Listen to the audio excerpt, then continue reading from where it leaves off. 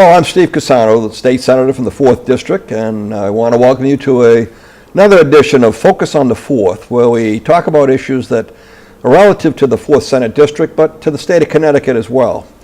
And I'd like to today talk about a broader issue, environmental protection and energy. Two major areas that have been combined by the legislature and the governor, and now the office that we have formerly known as DEP is now DEEP, or the Department of Environment and Energy Protection. And so it was a massive change for DEEP to move into this whole broad area, including energy, but a good process for the state of Connecticut because it takes two vital areas and brings them together, and there's an interchange and everything that's done there. So today I have a guest. We have what are called legislative liaisons who work with the various departments, divisions in the state, and they work with us in the legislature. Robert LaFrance, we formerly know him as Rob, is the liaison for DEEP with the legislators. And today we're going to talk about DEEP itself, the change, first of all, from DEP to DEEP and what it's meant, and then talk about some issues, both local issues and state issues, so you have a better understanding of some of the things that are being done environmentally and energy-wise in the state of Connecticut. So, Rob, I appreciate you taking the time. My pleasure. Nice to be here with you, Steve. Tell me what this conversion has meant, this change from DEP to DEEP. So when Governor Malloy got elected, he went out and he started talking to different people about who he wanted for his various commissioners. And he made a commitment to try and consolidate state government and try to pull together various types of agencies and pull them together. One of the things the state really never had was an energy planning organization. We had the old Department of Public Utility Regulatory Authority, and they existed. But what Governor Malloy saw was this opportunity to bring both energy and the environment together. He brought in Dan Esty, who was a former professor at Yale, had a lot of knowledge, used to work at the Environmental Protection Agency in the federal government, and also had spent a lot of time in the private sector working on energy issues. Governor Malloy got Commissioner Esty appointed, and we created this law called Public Act 1180, which created the Department of Energy and Environmental Protection, effectively combining two branches of the DEP, which most people are familiar with, which is the branch of environmental conservation, parks, forests, wildlife, all those issues. The department, our branch of environmental quality, which is wastewater, air and remediation, brownfields, and combine those two with energy. And the hope there was to get some synergies between the two organizations. For example, in environmental quality, we have air pollution, we have global warming. Those issues can be dealt with in many ways by energy policy. But the third and most important E, I'll say most important and a balanced E that's not in our title, but is part of what the governor's message to the commissioner was the economy. We were in a really serious economic decline. Hopefully we're starting to come out of it. But the other idea was to try and see if we couldn't, with energy and the synergies that would happen with the environment, also help expansion of our economy, working with both local, state, and federal agency, as well as the private sector, to try and come up with some solutions. So the other thing we did in a shrinking form of government was to try and do some exercises and some management techniques to try and improve our efficiencies and our output. And so you basically have an agency that touches the lives of every resident of Connecticut in one way or another every day. Absolutely true.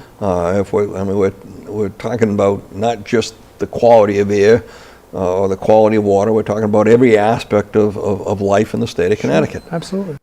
Tell us a little about the energy policies and what that means as we talk about clean energy and the potential of using windmills and solar and so on. How does that fit into this?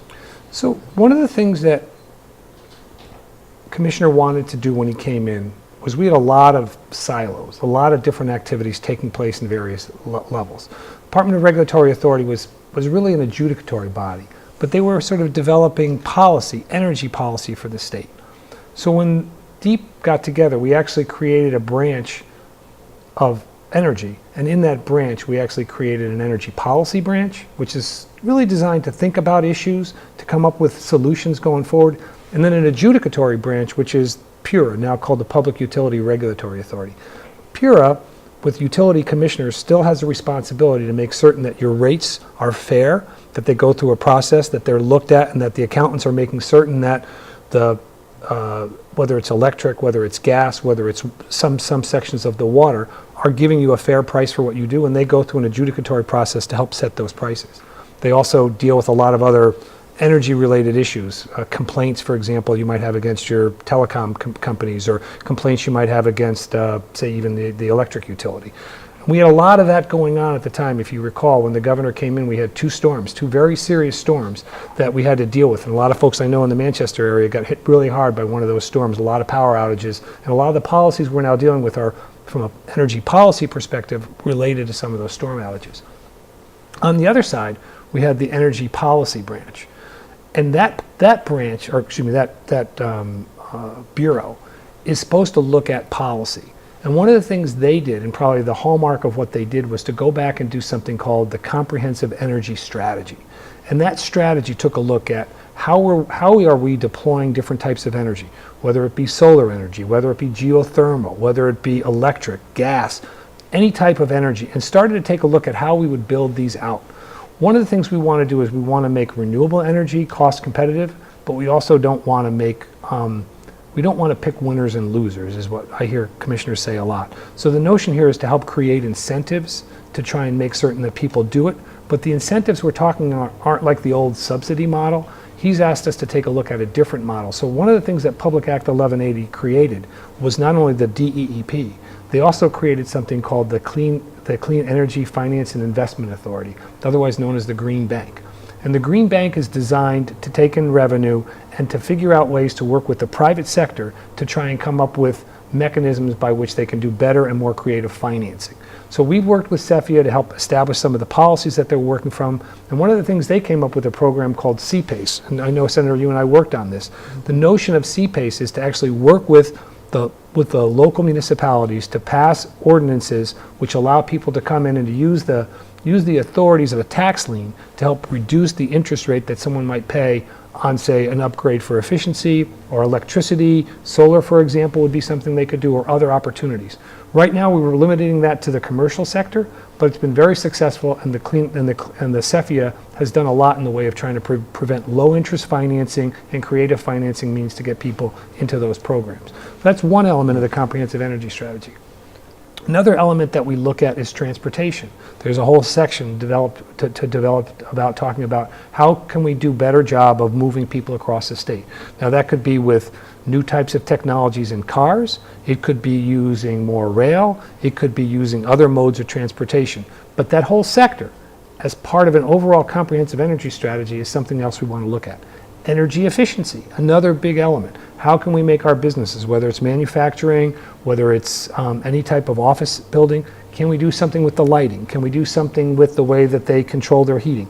All of these things are designed to help us bring down our capacity so that we can actually deliver something more efficiently to residents of Connecticut. And the hope here is, over time, to bring down our energy costs, which used to be some of the highest in the country, and we're starting to make the turn to move those down.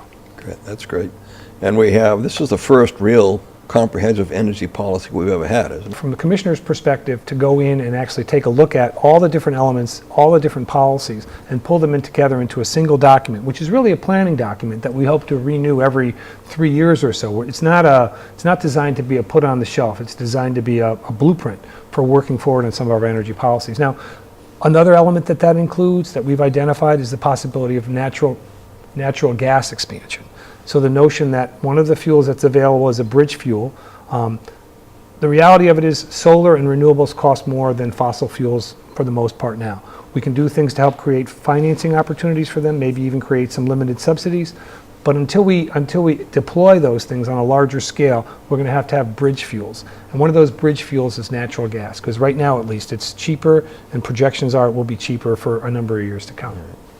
All right, one more kind of general statewide area. You mentioned storms. We got about 2 minutes before we take a break here.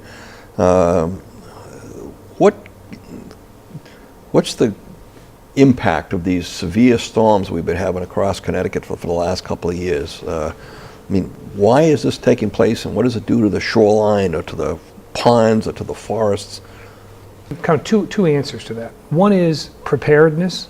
Being prepared for big storms was something that didn't happen when these storms first hit. When the first October storm hit, when we had Irene, we really weren't prepared for the types of outages that we had. And to the governor's credit, he put together the two-storm panel. And the two-storm panel actually looked at a lot of these issues. For example, how are we going to deal with the urban forest and other forest in terms of the overhead lines that we've had? We've looked at a whole array of options, part of the comprehensive energy strategy as well. How do we deal with other things like something like the concept of a microgrid, where if in fact the whole utility grid goes down, is there an island of energy that one might be able to keep, say for example a gas station or a fire station or a place where people can go and keep warm and keep safe? But a lot of this we have to go back and take a look at the cause, and the cause might be global warming. A lot of people can talk back and forth on the science, but most people would agree that the climate is changing and sea level is rising. Most of the science that at least I'm familiar with says we're likely to engage in more, we're likely to have the state of Connecticut have more frequent intense storms. That doesn't mean we're going to be hotter every day or colder every day, but it means the frequency of high intensity storms is likely to increase, and we have to prepare for that.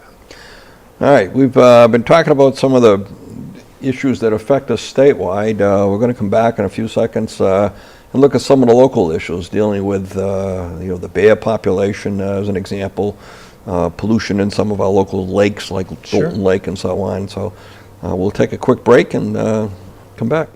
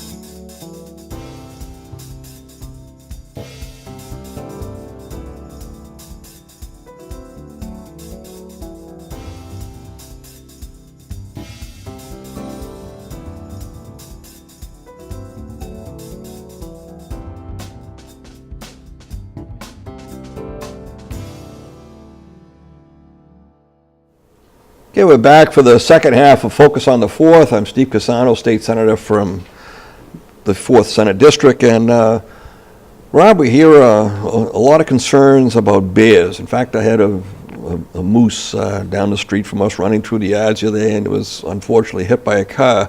They're not used to these neighborhoods, to just living here. What's the story on black bears? Is that an issue in Connecticut? It is an issue. I mean, it's clearly an issue. The populations have expanded. In fact, it's funny, my daughter's second grade teacher has been monitoring these things. She collected data from the department and has actually shown the increase of bear populations throughout the state with information we put on the website. We have a fairly active bear management group who monitor bears, keep an eye on them. Oftentimes you'll see that they have tags on them, which means they've had an interaction with us before. But really, bear safety comes down to try and figuring out a way to live with them, to try and share the same environment, much like you might share a trail with bikers and hikers and horses. Trying to share the space we live in with bears is something that we can do if we're smart about how we do it. And one of the things that's important for us to remember is bears, like any other wild animal, tend to be opportunistic.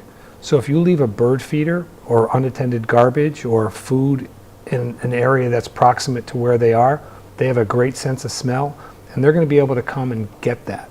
Particularly in the springtime when mother bears might be with baby bears as they come out of hibernation and have their bears with them. That's a really particularly difficult time. And we understand that people like to feed their birds, but to take the bird feeders out as the summertime comes in, there's plenty of food for the birds. Right. They don't need it. But the bears, they love to have a snack on your bird feeder. So that's one thing I'd say. The second thing is, what happens if you run into a bear when you're dealing with them, when you're out in the woods? When you're out in the woods, if you want to avoid a bear, probably the best thing to do is be relatively loud. I mean, they're going to hear you, and if they hear something out there, that's going to be a problem for them. But if you come in really close proximity, the best thing to do is just to try and walk away silently. Don't show a lot of panic, and usually that will be enough. There's a lot of more information if people really are concerned if they've had interactions. Our website has a bunch of information for even closer encounters with bears, and I'd suggest that people take a look at the website. And that's an interesting point on the bird feed. Is the birds have plenty of food in the spring, and I know they're the major attraction for the bears. So let's switch over to water safety. We just saw last week again drownings in the Farmington River. We see people driving boats under the influence and so on. I know this is a priority for your agency. Tell us some of the issues you're dealing with here. Unfortunately, sometimes people don't really give Mother Nature the sort of credit that she deserves, in the sense of water can be a very dangerous thing. I mean, it's very easy to drown. One of the things we always recommend, wherever you're swimming, whenever you're swimming, always have a buddy. I mean, that goes back to some of the Boy Scout days. I think the YMCA and Red Cross always teach that. And I think people don't always remember that. When you're with somebody else, they can get help right away. They can call 911. They can get you. They can throw you a life preserver. They can throw you a stick to bring you close to shore and get you safe. But more importantly, this particular year, we've had a one of the heaviest rainy springs we've had in a long time. And as a result of that, creeks that people might have swam in the past are now full of water. And when they become full of water, they become much more difficult in terms of the current, much more likely to have debris in them, much stronger than people think that they might be. So even if you just stick your foot in thinking you're cooling off in a really torrential, overflowing stream, it could pull you right in and could pull you in, and then you'd be out and about for a long time. Similarly with the debris that comes down in places like the Connecticut River. You have big sticks, big logs, you're driving in your boat, you're going quickly and you don't see it, you hit the bottom of it and everybody's falling out on the side of that. People who are going to get engaged in some of these outdoor activities, they need to be smart. They need to use the safety devices available to them. If you're kayaking in whitewater, you put a helmet on your head. If you're out boating on a rapid river, you put a life jacket on. New improvements in technology make it easier, a lot easier for people to put on their life jackets and do the right thing. So again, I come back to our website, ton of information about water safety, and we encourage people to be as safe as they can when they're out there. What about the partying on the boats and so on? Everybody, they got a boat on the lake. They got some lakes that allow high-speed boats. You have a few beers and out you go. Is it just carelessness, thoughtlessness? Well, I think the problems are very similar to people driving drunk in a car. What's the best thing to do if you go out and you're going to party with your friends at a local pub? Best thing to do is to identify a designated driver. Yeah. And you can do the same thing in a boat. There's no reason that the person who's operating the boat can't be 100% alcohol-free for that night. You're going to go out and have a bunch of people have a good time. Have at least one of you be smart, safe, and know what's going on. It's important because people don't recognize if you get in an accident on the boat, the ambulance isn't going to be there in just a minute. Yeah. It's going to take a lot longer for people to get to you and a lot more difficult for you to get back to shore and then on to the hospital. So drinking under the influence on a boat is much more dangerous than in a car, and we know how dangerous that can be. And if you hit someone, that someone really doesn't have much of a chance in those kinds of situations. We keep reading about them. Switching gears, I believe we just had a paint recycling dedication. We did. That was wonderful, actually. Let's talk a little about the recycling. Another of the many aspects that you have, paint recycling, mattress recycling. What does this mean for your agency? One of the things that we're trying to look at in terms of recycling is to try and get something called a producer responsibility, which is basically to say if you make a product, you should be responsible for it from sort of the beginning of its life till the end of its life. And a lot of people don't realize the end of that life may well be recycling it, reusing it, trying to make certain that it doesn't go into a landfill or become a problem because it's litter on the street. And in both of these instances, in paint at least, the industry came to us and said, we'd like to work with you, State of Connecticut, to try and come up with a recycling plan where we can actually take a lot of these things, a lot of these old cans, and we'll actually use our retail stores to use them as a place to bring back your paint. For recycling, it came to us, as you know, Senator, from being on the Planning and Development Committee where we deal with municipalities a lot. Municipalities were paying thousands of dollars out of their municipal budgets to deal with the issue of recycling mattresses because they were being left on the street. They had bed bugs in them. People were just leaving them in, particularly in some of the urban centers, but it wasn't exclusively that. It was suburban as well. So the town would have to go out, they'd have to pick it up, they'd have to take it, and they'd have to deal with it.